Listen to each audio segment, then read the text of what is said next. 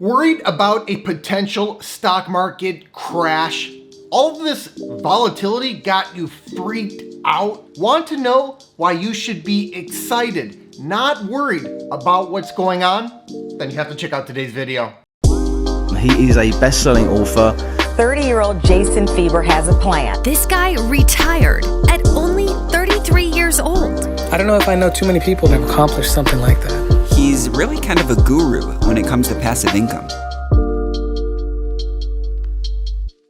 Before I get into today's content, if you want exclusive access to my personal six-figure stock portfolio and alerts on any new investments I make, check out the Patreon link in the description below. The volatility that we've been experiencing in early 2022 has been off the charts.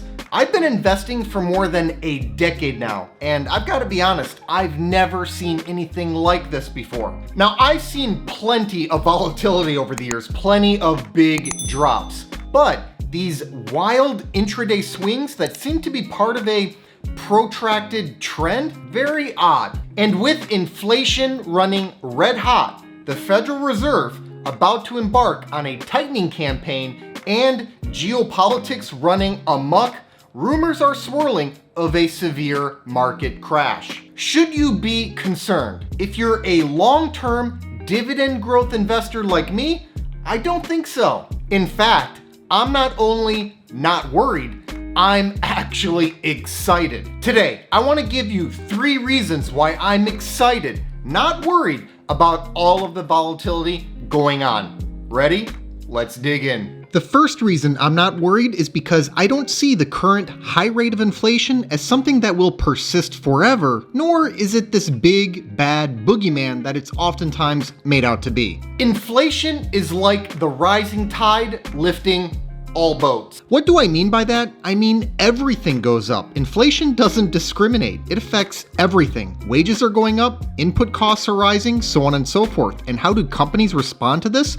Well, they pass on higher costs by raising the prices of their products and or services. These higher prices are then absorbed by the economy. That's because of those aforementioned higher wages. Let's use Coca-Cola Co. stock ticker KO as a quick example. If their input costs go up and their workers get paid more money, they then have to raise the price of the products. And companies that have pricing power are able to do this. Higher prices are then absorbed by consumers with fatter wallets who are more amenable to higher prices because of their higher wages. It's not like those wages are going up in a vacuum. Wages are going up along with everything else. So the higher wages are simply offsetting the higher prices across the board. And what does that mean? That means a higher revenue and profit base for many companies across the board. And for the companies I make videos on and personally invest in, world-class enterprises that pay reliable rising dividends, that also means they're now able to pay out even bigger dividends. Inflation isn't something that just means input costs are rising. That means everything is going up, including the dividends I live off of.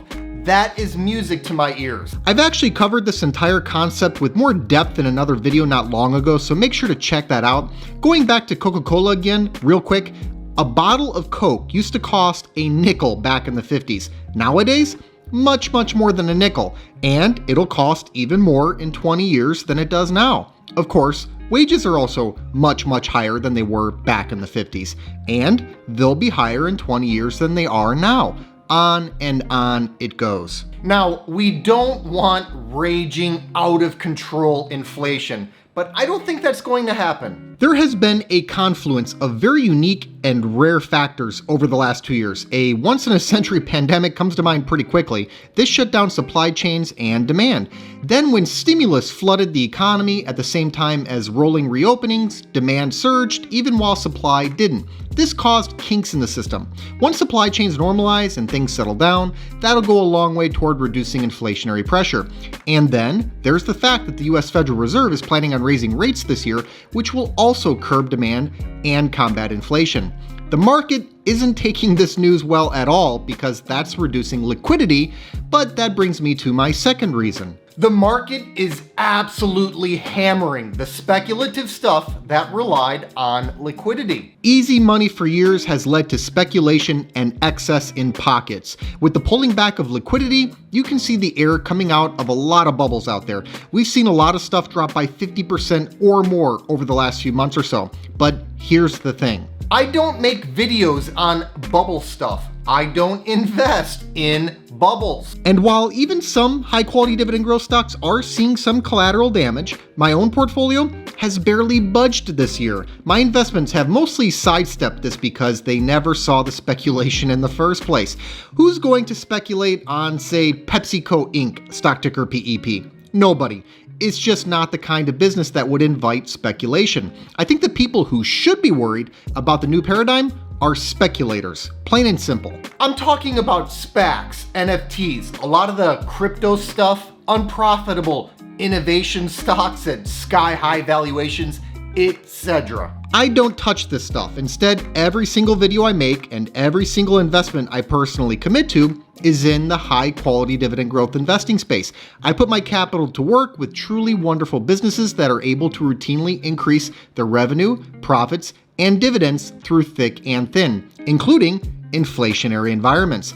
I'm talking about the likes of Johnson & Johnson, stock ticker JNJ. This company has increased its dividend for 59 consecutive years. How were they able to do that? Well, this multi-decade dividend growth track record has been funded by reliable rising profit over that same time. There's no speculation here. It's a healthcare conglomerate providing the world with the pharmaceuticals, medical devices, and consumer products it demands. And as the world grows larger, older, and wealthier, it's able to charge more money for these products, which is all part of the virtuous cycle I'm talking about here. Johnson & Johnson stock is down a negligible 2% this year. If 2% concerns you and a market down 8% over that same time frame, you shouldn't be in stocks at all. These companies have already seen it all. The current inflation talk? Yeah, nothing new for Johnson & Johnson, which saw the legendary double-digit inflation of the late 70s. What did Johnson & Johnson do when inflation was over 10% per year? They kept increasing their dividend. Geopolitical events, Johnson & Johnson has seen full-blown wars, and even this didn't stop the dividend growth train. Rising rates, Johnson & Johnson saw Paul Volcker raise the federal funds rate up to 20%. So yeah, Johnson & Johnson is basically yawning right now. My third reason is this. If you're young and still actively accumulating stocks, you should always wish to pay lower prices for these stocks. Wishing to pay higher prices on stocks is kind of like wishing to pay higher prices on groceries. If you're young and still accumulating investments, you're a forced buyer of stocks. It's kind of like how you're a forced buyer of food. If you want to continue surviving, that is. Young people are going to be investing in businesses if they want to grow their wealth over the long run. There's almost no way around it. And why wouldn't you want deals on your shares of these businesses? Why would you want to pay higher prices for the same exact stocks? It's silly. I'm not even 40 years old yet, so I'll still likely be accumulating shares for at least another 20 years. And let me tell you, I'd much rather pay less than more for those shares. Let's say that shares in McDonald's Corp., stock ticker MCD, fall by 5% tomorrow on no news whatsoever. Just general market volatility bringing the stock down. Keep something in mind.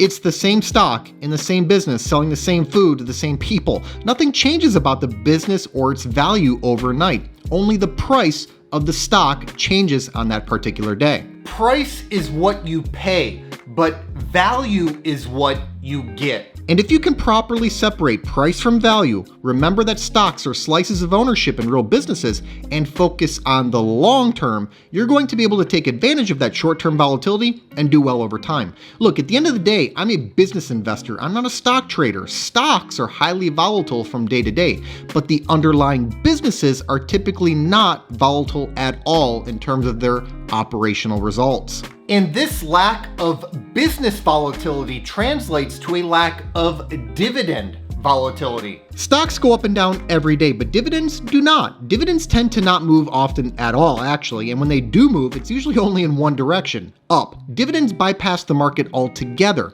They're declared by a board of directors, then paid out from a business to its shareholders directly.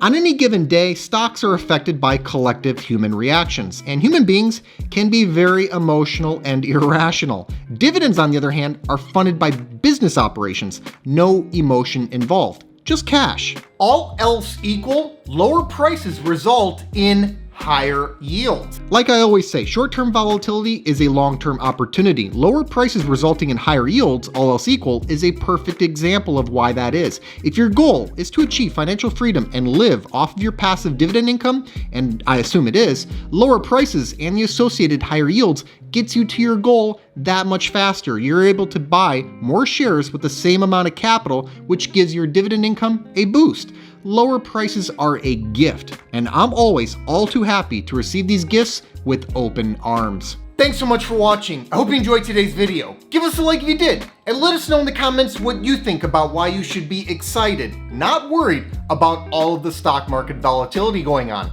Please make sure to subscribe to the channel and ring that notification bell so you don't miss out on new content. Also, take a look at the description box below for some important links, including the link to my personal stock portfolio. This six-figure portfolio, which I call the Fire Fund, generates enough passive dividend income for me to live off of. It allowed me to retire in my early 30s. I've made my portfolio entirely accessible over a Patreon, and I also post alerts there whenever I buy or sell a stock. I put my money where my mouth is, and I'm often invested in the same high-quality dividend growth stocks that I make videos on. Over the years, I've heard from thousands of investors who have been profiting from many of the same exact stocks that I own. So if you think this is something that you could benefit from as well, check the link in the description to see my portfolio and start getting my buy and sell alerts. I'll see you next time.